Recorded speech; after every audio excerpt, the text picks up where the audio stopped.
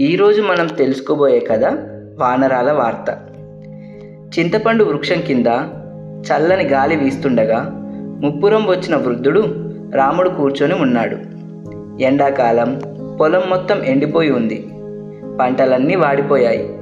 రాముడు ఆలోచిస్తూ ఉండగా చిన్న కోతుల గుంపు చెట్టు మీద నుండి అరుస్తూ దూకింది. అవి పక్క పొలం వైపు పరుగులు తీశాయి. వాటి వెంటనే పెద్ద కోతులు కూడా దూకుతూ వచ్చాయి. వాటి బాహాటం చూసి రాముడు ఆశ్చర్యపోయాడు. ఎందుకు ఇలా పరుగులు తీస్తున్నాయి అనుకుంటూ రాముడు వాటి వెంట నడిచాడు.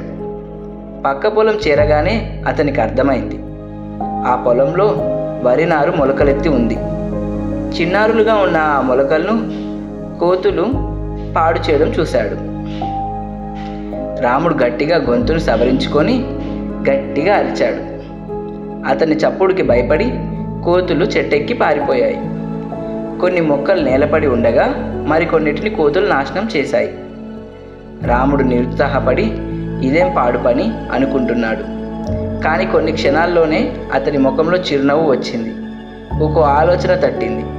వెంటనే ఇంటికి వెళ్ళి పాత బట్టలు, ప్లాస్టిక్ సంచులు తీసుకొని పొలం చుట్టూ కట్టాడు.